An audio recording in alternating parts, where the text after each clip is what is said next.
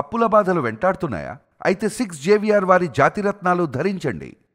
Hi, welcome to మనం TV. నేను మీ మనోజ్. రీసెంట్గా మనం టీవీ వేదికగా సిపిఐ నారాయణ గారు బిగ్ బాస్ని బ్రోతల్ హౌస్ అన్నారు. ఒక 50 మందిని తీసుకెళ్ళి ఒక పెద్ద ఇంట్లో పెట్టి తలుపు వేసి పెడితే భోజనం పంపిస్తారు లోపలికి. ఒక 10 days అయిన తర్వాత ఆ ఊళ్ళో వాళ్ళు ఏమంటారు చెప్పండి, దాన్ని ఏమంటారు? ఇదే సగం కొంపలా ఉంది అంటారు, ఇదే అనుకుంటారు అంటారు. సో ఆయన చేసిన కామెంట్స్ ఇప్పుడు తెగ వైరల్ అవుతున్నాయి. అసలు ఆయన అంత వియర్డ్గా చేయడానికి కారణం ఏంటి? నిజంగానే బ్రోతల్ హౌస్ అయిందా? మాట్లాడదాం. మనతో పాటు ప్రముఖ అనలిస్ట్ ప్రియా చౌదరి గారు ఉన్నారు. నమస్కారం. నమస్తే. సిపిఐ నారాయణ గారు బ్రోతల్ హౌస్ ఉన్నారు మేడం. అంటే మీ ఒపీనియన్ ఏంటి దానిపై? నిజంగానే బ్రోతల్ హౌస్ అనుకోవచ్చా? ఇలాంటి పదం అనేది వాడితే అక్కడ కొంతమంది మహిళలు ఉన్నారు కాబట్టి నేను తీసుకోను. వాళ్ళని గౌరవిస్తా. వాళ్ళు కూడా సమాజాన్ని గౌరవిస్తే బాగుంటుంది. ఆ గౌరవాన్ని తీసేశారనుకోండి, ఇప్పుడు ఆ పెద్ద ఆయన ఏమాట అన్నాడో అది అక్షరాల బోర్డు పెట్టుకోమని చెప్పండి నాగార్జున గారిని బయట. దానివల్ల ఏంటంటే ఉపయోగం సమాజానికి? బిగ్ బాస్ వల్ల నేను చూస్తున్నాను కదా, ఎంత బాధ అనిపిస్తుందంటే చెడు అనంగానే పొయ్యి కబాళ్ళు వాటేసుకుంటారు. ఓకే, ఎవరి గురించి అయినా ఒక మంచి మనిషి గురించో, మంచి పని గురించో, మంచి పథకం గురించో మీరు ఒకసారి చెప్పండి. మనోజ్, మీరు మీ మనం టీవీలో వింటాడా ఎవరైనా? ఎన్ని వ్యూస్ పోతాయి? 200, 300, 100, అది కూడా ఎవడొకడు అట్ట చూసేసి అట్ట చేసేసి పోతుంది. అదే కనుక ఆడు వీడితో ఇలాగా, ఈమె ఆమెతో, అతనితో అదా అని మీరు టైటిల్ పెట్టి దరిద్రమైన కంటెంట్ పెట్టండి, దాంట్లో లక్షల వ్యూస్ వెళ్తాయి. అంటే ఇక్కడ ఏం జరుగుతుంది అంటే, it is just like a scissors. కత్తెరికి ఏ వైపు పొదను ఉంటుంది? 2 వైపులా ఉంటుంది. అది కట్ చేస్తూ ఉంటుంది. అలా జనం అలా ఉన్నారు కాబట్టి మీడియా మేం చేస్తున్నాం అని మాట్లాడుతున్నారు. మీడియా అంటే ఆల్ నాట్ మీడియా. కొంత చౌకబారు సోషల్ మీడియాలు, కొంతమంది దరిద్రులు, కొంతమంది దరిద్రమైనటువంటి మహిళలు కూడా తయారయ్యారు ఈ మధ్యకాలంలో. వీటికి సబ్జెక్టు తెలియదు, వీటి క్వాలిఫికేషన్ ఏంటో తెలియదు, వీడు ఎక్కడి నుంచి వచ్చాడో తెలియదు. అసలు వాడు కూర్చొని నిలబడి ఒక్కొక్కడు ఈ మధ్య ఒక స్క్రీన్ ఒకటి చేసుకున్నాడు ఒక్కొక్కడు. ఆ పేపర్ చదవడం, ఆ పేపర్లో వీడికి వచ్చిన తిట్లు తిడతాడు తప్ప అసలు ఆ పాలసీ ఏంటి, ఆ పాలసీ ఎందుకు వచ్చింది, ముఖ్యమంత్రో లేకపోతే ప్రభుత్వాలో ఎందుకు పెట్టిని, ఎందుకు ఫెయిల్యూర్ అని చరిత్ర చెప్పమానండి. ఒరే నువ్వు అట్లాగా, అరే ముఖ్యమంత్రి నువ్వు ఇట్లాగా, ఒరే రేవంత్ రెడ్డి ఇదా, లేకపోతే ఒరే తురే గిరే, ఈ వర్డ్స్ తప్ప విశ్లేషణ అనేటటువంటిది జర్నలిజం ఎక్కడైనా ఉందా? లేదు. ఒకటి, అలాంటి వాళ్ళు చేస్తున్నటువంటి చవకబారు ప్రోగ్రామ్స్ ఇవన్నీ కూడాను. వీళ్ళు ఎక్కడ కింది స్థాయిలో ఉన్నటువంటి వాళ్ళని ఎడ్యుకేట్ చేయడానికి మా ముందు తరాలు ప్రయత్నిస్తే, వీళ్ళు వాళ్ళను కూడా తీసుకొని వచ్చి చదువుకున్న వాళ్ళతోటి కలిపేసి జ్ఞానం లేనటువంటి ఒక జాతిని తయారు చేసేస్తున్నాయి ఇప్పుడు. మరి అటువంటిప్పుడు నారాయణ గారు అంతటా ఆయనే వివాదాస్పదమైనటువంటి వ్యాఖ్యలు చేశారంటే వివాదం కాదు, ఆయన చాలా విఘ్నతగా వ్యాఖ్యలు చేశారని అంటాను నేను. కానీ మేడం, ఇక్కడైతే బిగ్ బాస్లోకి వెళ్తున్నారు వాళ్ళని సెలెక్ట్ చేయడం కూడా బిగ్ బాస్ యాజమాన్యం పర్టికులర్గా ఎవరైతే కాంట్రవర్సీలకి ఉంటారో వాళ్ళని మాత్రమే తీసుకుంటుంది. అంటే ఇది వాళ్ళ టీఆర్పీ రేటింగ్స్ కోసం అనుకోవచ్చా? కానీ కొంతమంది విఘ్నులు చెప్పే మాట ఏంటంటే, అలాంటి వాళ్ళని తీసుకొని జనాలకు ఏం మెసేజ్ ఇస్తారు? వాళ్ళు చేసే ఆల్రెడీ వాళ్ళు కాంట్రవర్సీ అయ్యిందే పిచ్చి పిచ్చి పనులు చేసి. సో దానిపైన ఏం చెప్తారు? అంటే నేను అసలు వీటికి ఎట్లా సమాధానం చెప్పాలి అనడానికి కూడా నాకు విసుగు వచ్చేసింది. నాకు అసహ్యం అసలు ఈ టాపిక్లు మాట్లాడాలంటే. బికాస్ ఎందుకనంటే, మీరు అసలు ఏ పర్సన్ని స్టూడియోలో కూర్చోబెట్టి మాట్లాడిస్తున్నారు? ఒక్క మాట చెప్పండి. ప్రియా చౌదరి లాంటి మనిషి వచ్చి కూర్చొని మాట్లాడితే జనాలకి కొంతమందికి రుచించదు. అదే ప్రియా చౌదరి క్యారెక్టర్ అసాసినేషన్ చేసి అవతల పారిస్తే బోల్డ్ మందికి హ్యాపీ ఉంటుంది. అర్థమైందా? అట్లాగే క్యారెక్టర్ లేని వాళ్ళకితోనే కదా వీళ్ళందరికీ కూడా ఇది వెళ్ళేది. ఇప్పుడు ఒక రోడ్డు పక్కన ఒక హంస పోతుంది, ఒక పంది పోతుంది. రోడ్డు పక్కన అశుద్ధం ఉంది, పాలున్నాయి. ఓకే, ఆ పంది ఎటు పోయింది? అశుద్ధం వైపుకు పోయింది. హంస ఎటు పోయింది? పాలు వైపుకి వెళ్ళింది. ఆ పాలు కూడా కల్తీ పాలు ఉన్నాయి. కానీ హంస ఏం చేసింది? పాలు తాగి నీళ్లు వదిలేసింది.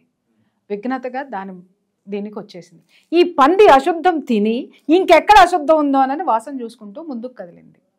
ఈరోజు మీడియాలో కొంతమంది ఒక జాతికి సంబంధించిన అశుద్ధాన్ని వెతుక్కుంటూ దాన్ని సమాజానికి పరిచయం చేస్తూ పోతున్నారు. రైట్? అటువంటి సిచ్యువేషన్లో అటువంటి దీంట్లో మరి నడిపేవాడు ఎలాంటి వాడైతే దాంట్లోకి నడిచేవాళ్ళు కూడా అట్లాగే ఉంటారండి. బాస్ ఎలా ఉన్నాడో కింద ఉన్న పని వాళ్ళు అట్లనే ఉంటారు. అక్కడ అడ్మినిస్ట్రేషన్ ఏముంటుందో కింద అదే అడ్మినిస్ట్రేషన్ నడుస్తుందా, లేకపోతే కొత్తగా విఘ్నతగా ఏమన్నా నడుస్తుందా? సో ఆ బిగ్ బాస్ అనేటటువంటి ప్రోగ్రాంలో ఆ బిగ్ బాస్ క్యారెక్టర్ ఎట్లాంటిదో ఆ లోపల ఉన్న చాలామంది వరకు కూడా మరి ఇన్ని విమర్శలు వస్తున్నాయి, ఇంత ఇది వస్తుంది అని అంటే ఒక్కసారి జనం ఆలోచించాలి. దీన్ని రిజెక్ట్ చేయాలి అని అంటే జనం రిజెక్ట్ చేయాలంటే జనానికి పని పాట లేదండి. పని పాట లేదు, తినదరగట్లేదు. ఎందుకంటే వాళ్ళ పనాళ్ళు వచ్చేస్తున్నారు, డబ్బులు ఎక్కువ వచ్చేస్తున్నాయి, పుచ్చిపోతున్నాయి డబ్బులు. అందుకని ఖాళీగా కూర్చొని ఏం చేస్తున్నారు, ఇట్లాంటి దరిద్రాలన్నింటినీ చూస్తారు. అసలు మొన్న 2-3 పంపించారు నాకు, మేడం ఒకసారి అసలు చూడండి ఒకసారి అని. ఏంటని ఓపెన్ చేసి చూసేసరికి మహిళలండి బాబోయ్ అసలు ఎలా ఉద్వేగంతో ఊగిపోతున్నారు. వాళ్ళని ఎలిమినేట్ ఎందుకు చేస్తారు, నేను అస్సలు ఊరుకోను, వీళ్ళు ఇలా చేస్తున్నారు. నేను అనుకున్నాను ఎవరిని ఎలిమినేట్ చేస్తున్నారు నాకు అర్థం కాదు. ఇదేంటనంటే big boss madam, big boss గురించి గృహిణుల స్పందన.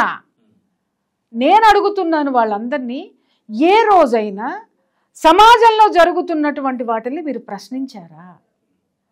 సమాజానికి చేటు జరుగుతున్నటువంటి వాటిని మీరు ప్రశ్నించారా? అప్పుడు మాత్రం మీకు మాట్లాడడానికి ధైర్యం రాదు, అప్పుడు మాత్రం మీకు మాట్లాడడానికి ఈ సమాజం అవసరం లేదు. మరి సమాజానికి అక్కర్లేనటువంటి దాన్ని గురించి మాట్లాడి సోషల్ మీడియాలో వదిలి వాళ్ళ కోసం ఫైట్ చేసే మీ క్యారెక్టర్లు కూడా ఏ క్యారెక్టర్ కింద జమ కట్టాలి? మీకు ఒక చిన్న ఎగ్జాంపుల్ చెప్తాను. మనోజ్ బిగ్ బ్రదర్ అనే ఒక షో వచ్చేది, యూకే బ్రిటిష్ ఛానల్ నడిపేది.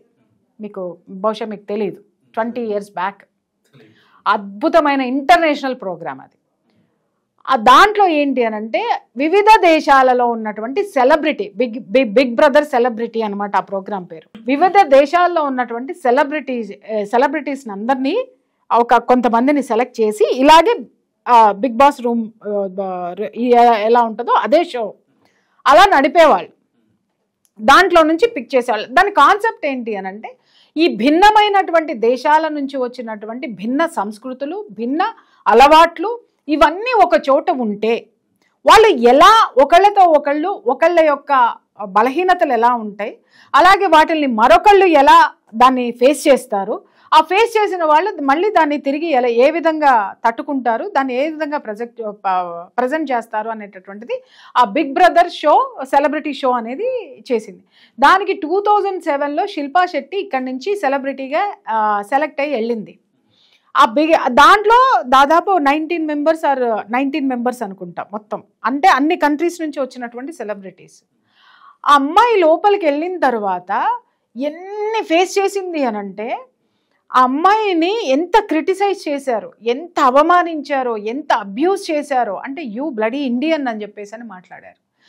మీ జాతి ఇంతే, మీ జాతికి కల్చర్ తెలీదు, మీ జాతికి అలా తెలీదు, ఇలా తెలీదు అని she was criticised like anything, anyway, అన్ని విధాలుగా ఆమెను అబ్యూజ్డ్ చేస్తే ఆమె ఆ షో ద్వారా ప్రపంచానికి ఏం చాటిందో చెప్పమంటారా? ఒక భారత స్త్రీ యొక్క సహనం ఎంత ఉంది, ఓర్పు ఎంత ఉంది, క్షమాగుణం ఎంత ఉంది అనేటటువంటిది అమ్మాయి ప్రవర్తన ద్వారా చూపించింది. You believe it or not, ఆ అమ్మాయి వెళ్ళిన షో ప్రపంచంలోనే ఒక పెద్ద టాపిక్ అయింది రేసిజం మీద. జాతి అహంకారం అనేటటువంటిది ఎంత ఉంది అనేది మిగిలిన దేశాలకు సంబంధించిన వాళ్ళల్లో కొంతమంది ఆ అమ్మాయి మీద చూపించినటువంటి జాత్యాహంకారం మీద అంతర్జాతీయ వేదికల్లో చర్చలు జరిగినాయి. ఇది ఎంత గొప్ప సబ్జెక్టు, ఇది ఏ విధంగా వెళ్ళింది. ఆ షోలో ఆ అమ్మాయి చూపించినటువంటి పరిణితి, ఆ అమ్మాయి క్యారెక్టరు ఏ విధంగా ఎలిమినేట్ అయ్యింది, భారత స్త్రీకి ఉండవలసినటువంటి సహనం ఎంత ఉంది, క్షమాగుణం ఎంత ఉంది, అలాగే ఆ బిహేవియర్, ఏ విధమైనటువంటి బిహేవియర్, హుందాతనము ఎలా ఉంది, స్వీకరించటం అనేది ఎలా ఉంది, యాక్సెప్టెన్స్ అనేది ఎలా ఉంటుంది అనేది ప్రూవ్ చేసి ఆ షోకి ఆవిడే విన్నర్. అండర్స్టాండ్? మనసుకు గెలిచింది, ఆవిడ విన్నర్ అయింది. ఆవిడ క్యారెక్టర్ని ఆ విధంగా అంత అద్భుతంగా ప్రపంచంలో భారత స్త్రీ క్యారెక్టర్ ఇది అని నిలబెట్టింది. ఆ షో తర్వాత బ్రిటన్కి మనకి ఇండియాకి మధ్య సాంస్కృతిక పరమైనటువంటి సంబంధాలు మెరుగుపడినాయి. అంటే సెలబ్రిటీస్ని ఇన్వైట్ చేయటం, రావడం, అక్కడ ఉన్నటువంటి సంస్కృతిని వీళ్ళు ఇది చేయడము, ప్రచారం చేసుకోవడం కానీ, ఇచ్చిపుచ్చుకోవడాలు కానీ, సాంస్కృతిక పరమైనటువంటి వేదికని పంచుకున్నాం. ఆ విధంగా రెండు దేశాల మధ్య సాంస్కృతిక పరమైనటువంటి బంధాలు బలపడినాయి. ఇంత అద్భుతమైనటువంటి ఇది ఆ షో ద్వారా జరిగింది.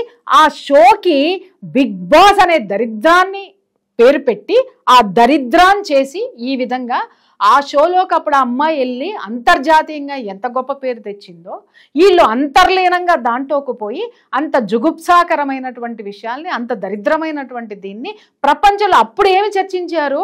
రేసిజం పట్ల, జాత్యాహంకారం పట్ల ఇంటర్నేషనల్గా ఒక చర్చ జరిగితే ఇవాళ ఈ జాతి ఏ జాతి అనేటటువంటిది ప్రశ్నించుకుంటూ అసహ్యకరమైనటువంటి డిస్కషన్స్, అలాగే ఒక అభ్యంతరకరమైనటువంటి అభ్యంతరాలు, డిస్కషన్స్ ఈరోజు మీడియాలో జరుగుతున్నాయి.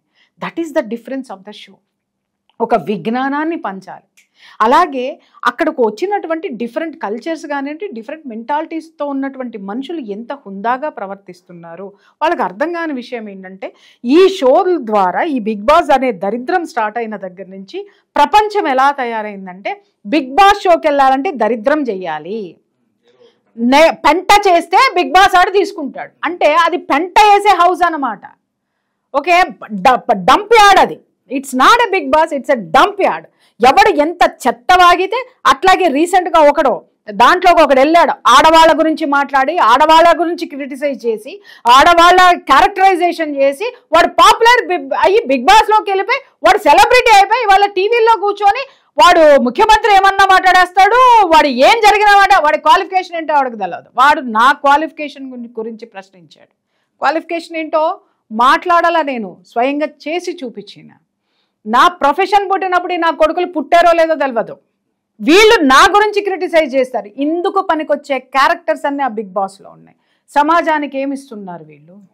ఎంత చెత్త పోగేస్తే ఇది సమాజంలో ఎలా వేళ్ళూనుకు పోయిందంటే, ఈ బిగ్ బాస్ అనేటటువంటి ప్రోగ్రాము ఇవాళ సోషల్ మీడియా మొత్తం కూడా ఎక్కడ మంచి అనేది మాట్లాడకూడదు.